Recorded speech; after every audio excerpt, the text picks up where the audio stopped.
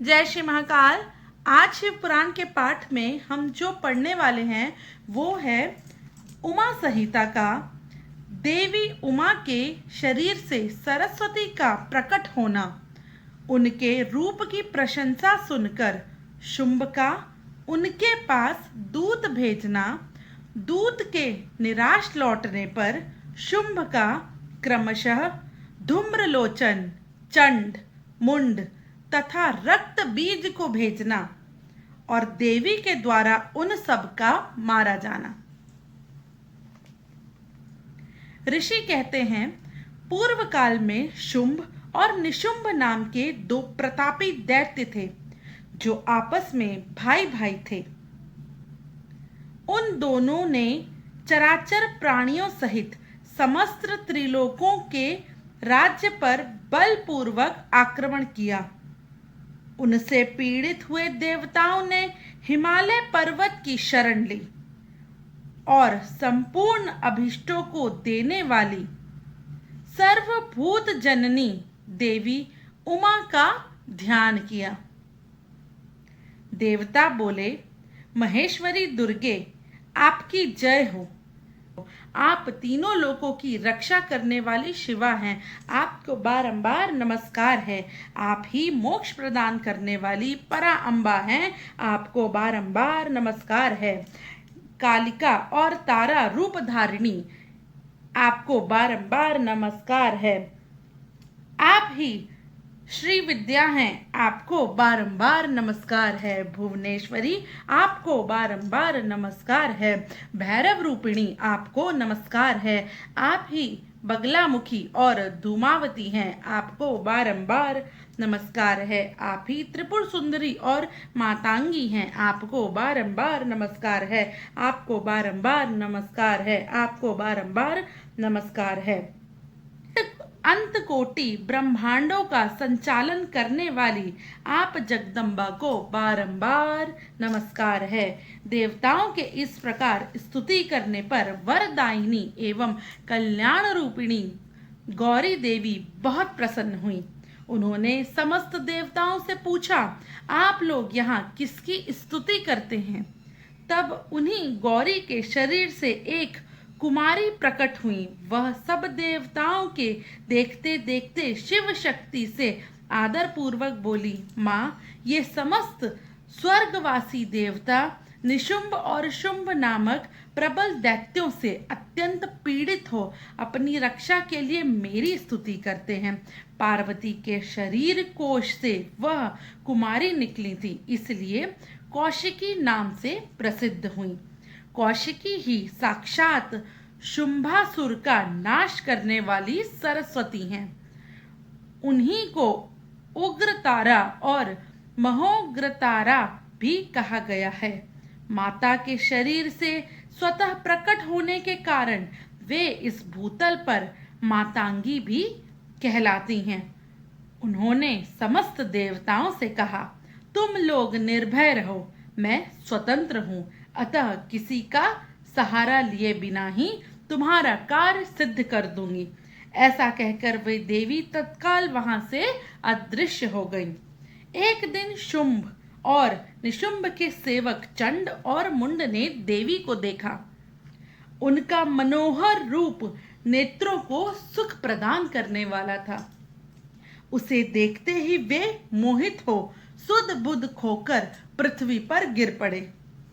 फिर होश में आने पर वे अपने राजा के पास गए और आरंभ से ही सारा वृत्तांत बता दिया। महाराज, हम दोनों ने एक अपूर्व सुंदरी नारी को देखा है जो हिमालय के रमणीय शिखर पर रहती हैं और सिंह पर सवार करती हैं।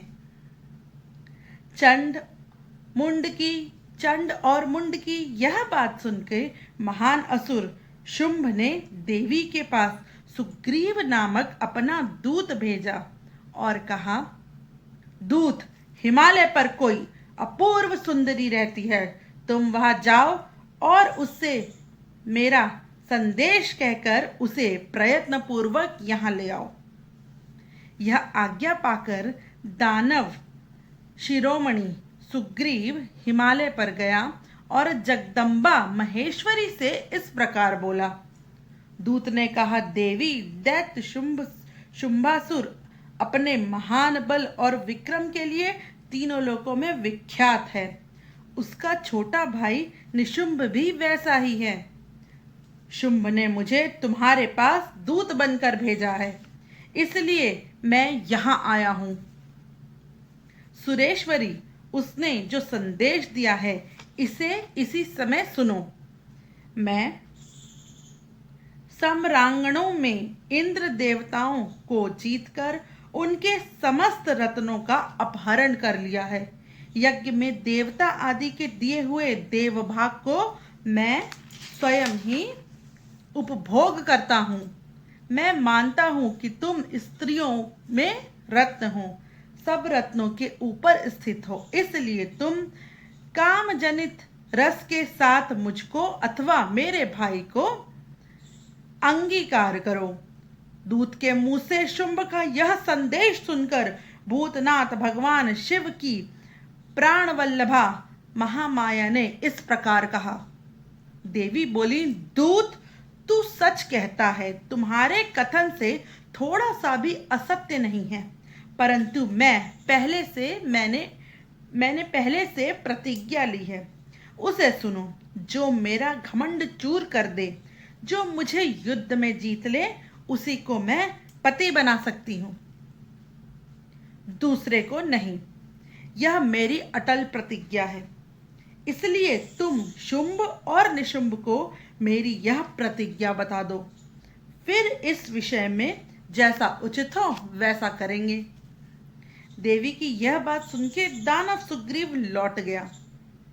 वहां जाकर उसने विस्तार पूर्वक राजा को अपने सारी बात बता दी कि देवी ने तो कहा है कि वो किसी ऐसे इंसान से ही शादी करेंगी जो उन्हें युद्ध में हरा सके।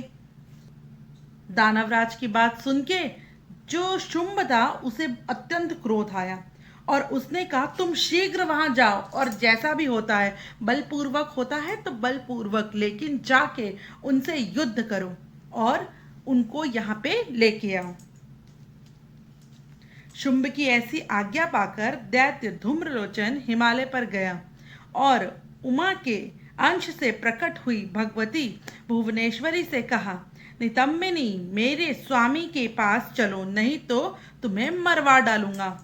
मेरे साथ 60,000 असुरों की सेना है।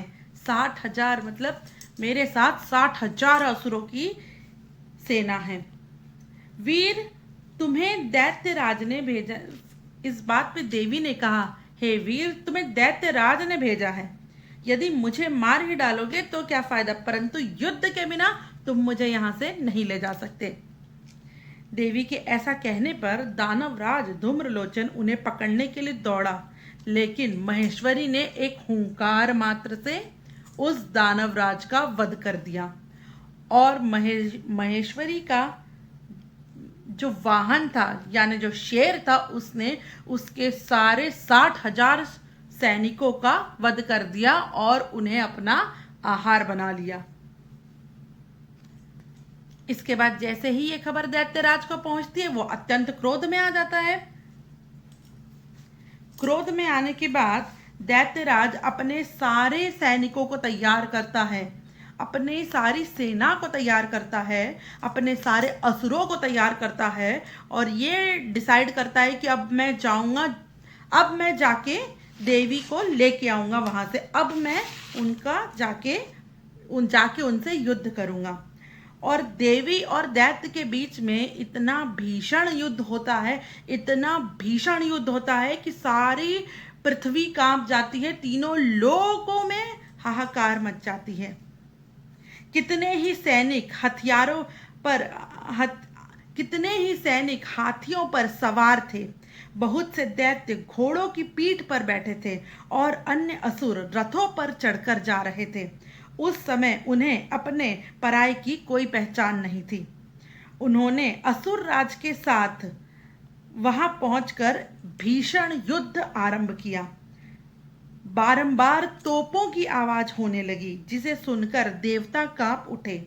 धूल और धुएं से आकाश में महान अंधकार छा गया। सूर्य का रथ नहीं दिखाई देने लगा। अत्यंत अभिमानी करोड़ों पैदल योद्धा विजय की अभिलाषा लिए युद्ध स्थल में आकर डट गए।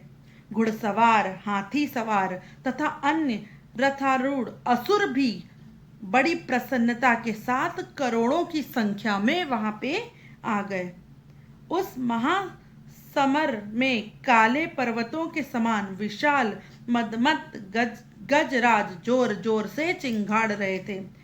छोटे छोटे शैल शिखरों के समान ऊंट भी अपने गले से विचित्र ध्वनि निकाल रहे थे। अच्छी भूमि में उत्पन्न हुए घोड़े गले में विशाल कंठाहार धारण किए जोर जोर से हिनहिनाने लगे। दैत्यराज और देवी के बीच बहुत ही भीषण युद्ध हुआ, बहुत ही भीषण युद्ध हुआ। इतना भीषण युद्ध हुआ जिसकी हम कल्पना भी नहीं कर सकते आज के जमाने में। काली ने कितने ही दैत्यों को मौत के घाट उतार दिया तथा देवी के वाहन सिंह ने अन्य बहुत से असुरों को अपना आहार बना लिया। उस समय दैत्यों के मारे जाने से उस रणभूमि में रक्त की धारा बहने वाली कितनी ही नदियां बह चली। सैनिकों के केश पसीने में भर गए। उनकी इस तरह घोर युद्ध होने तथा राक्षसों का महान संहार हो जाने के पश्चात देवी अंबिका ने बहुत तीखे बाणों द्वारा निशुंभ को मारकर धराशायी कर दिया। अपने असीम शक्तिशाली छोटे भाई के मारे जाने पर शुंभ रोष से भर गया और रथ पर बैठकर 8 भुजाओं से युक्त हो महेश्वरी प्रिया अंबिका के पास गया। उसने जोर जोर से शंख बजाया और शत्रुओं का दमन करने वाला धनुष की ध्वनि निकाली। तो इस तरह से वो देवी को के पास जाके, जो बड़ा भाई रहता है शुंभ, वो बहुत ज़्यादा क्रोधित हो जाता है और देवी पे आक्रमण करने के लिए, देवी पे अटैक करने के लिए इस तरह से वो तैयार हो जाता है। उस महापराक्रमी निशुंभ और भयानक बलशाली शुंभ को माता ने अपने त्रिशूल से मार डाला।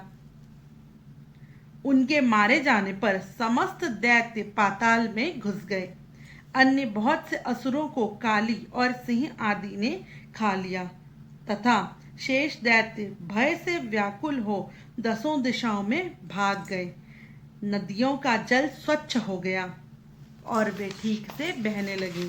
फिर जैसे ही दोनों भाइयों का वध हो जाता है देवी के द्वारा, सब संसार में शांति होने लगती है। नदियां अपने आप सुचारू रूप से बहने लगती हैं। आसमान भी साफ होने लगता है।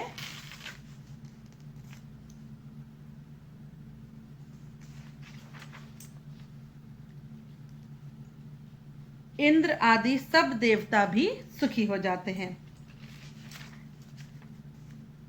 इस तरह दैत्यराज के वध प्रसंग से युक्त इस परम पवित्र उमा चरित्र को जो श्रद्धा पूर्वक बारंबार श्रवण या पाठ करता है, वह इस लोक में देव दुर्लभ भोगों का उपभोग करके परलोकों में महामाया के प्रसाद से उमा धाम को जाता है। इस प्रकार शुंभासुर का संहार करने वाली देवी सरस्वती के चरित्र का वर्णन किया गया है, जो साक्षात उमा के अंश से ही प्रकट हुई हैं। सभी देवताओं को बोलूंगी, सभी भक्तजनों को बोलूंगी, एक बार हाथ जोड़ के बोले हर हर महादेव। दोनों हाथ ऊपर करके नमः पार्वती पतये हर हर महादेव। जय श्री महाकाल।